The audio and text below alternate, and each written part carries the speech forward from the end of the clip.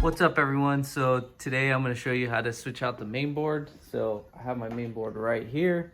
I'm probably not going to do that much talking just because I'm inside the house and I don't want to get interrupted, or yeah, I'm going to try to take out the audio.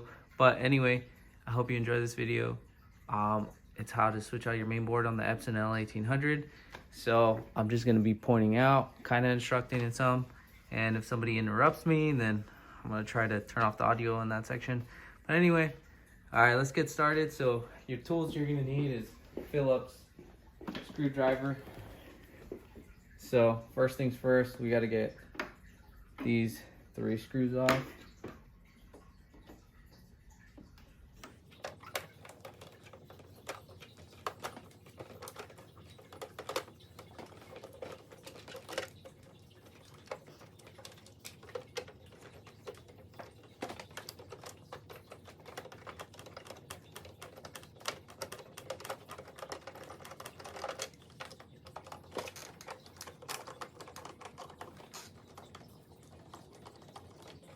Alright, I got 2 screws on the side. Let's just pop this off.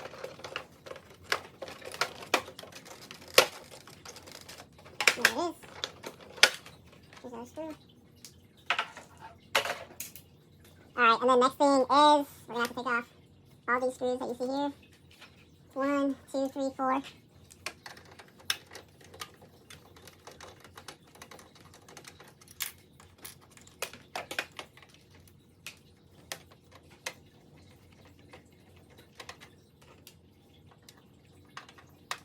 Actually, there's 5 screws, miscounted.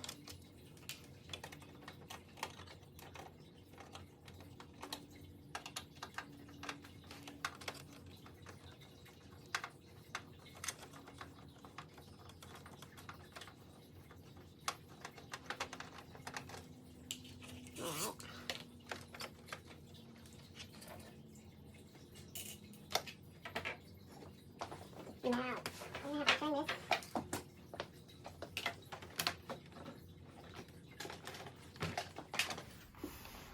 And this is where I'm probably gonna have to zoom. Sorry for the bad lighting, but anyway, let's see. There's a screw right in here you're gonna have to take off, and then there's that screw right there. And then let's see, we can get started.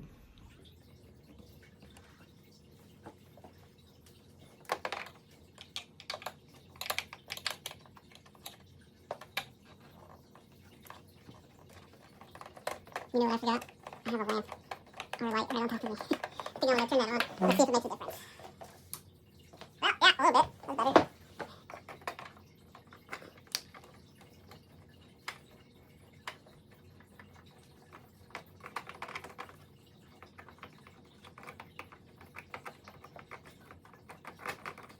Yeah, this one's going to be like long screw. So It'll take a while. Let's see. The bottom screws out.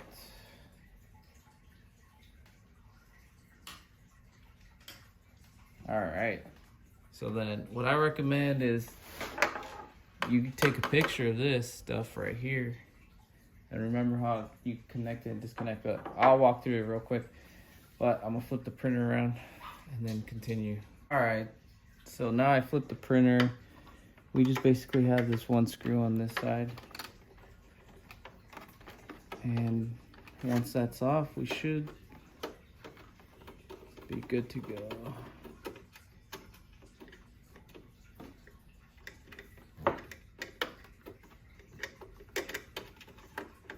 If it wants to come off.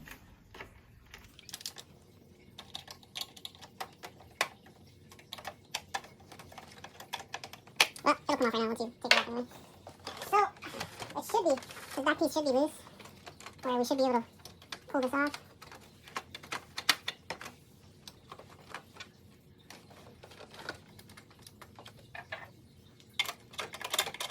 Let's see. Okay. Got that screw out of there. So let's see if we can. No, I have a screw stuck here. There it is. Jeez, come on. So yeah, you can yank it off that way, but I'm gonna show you. I'm gonna give you an easier way to access all this. I'll take it off. I'm gonna go ahead and unscrew this top piece, pop it off. So that's the bonus. Alright. Yeah, I just popped this piece off right here. And then there's screws. There's gonna be a screw back here. There's gonna be a screw on the side right here and one on top, and then you can slowly remove it.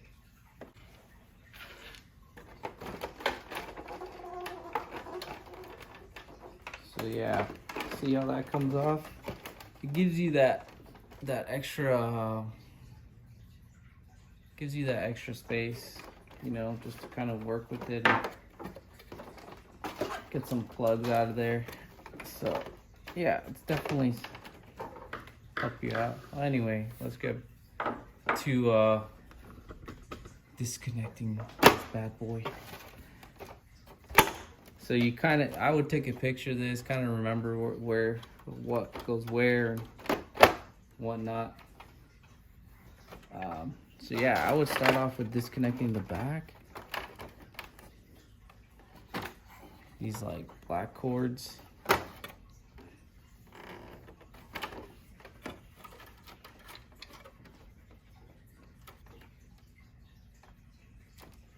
So then, yeah, just start disconnecting.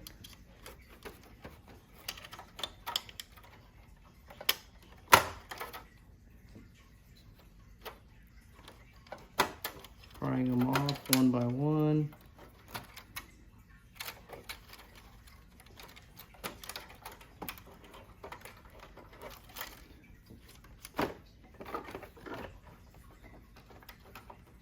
And for the most part, it's pretty straightforward when it comes back to like connecting them all.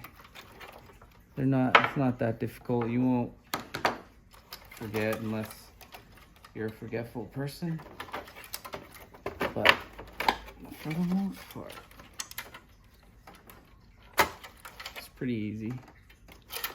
Okay. Looks like I have them all disconnected.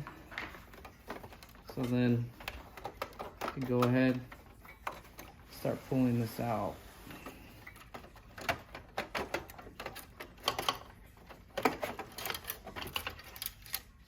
And there it is, the main board, right here. So then I'm just gonna swap it out, and I'm gonna tell you right now, all you have to do is disconnect this, and then there's 4 screws, and that's pretty much it. And then you swap it out and replace it. So yeah, let's get to got you all on a different angle, but anyway, let's just unscrew this. Oh, unplug this.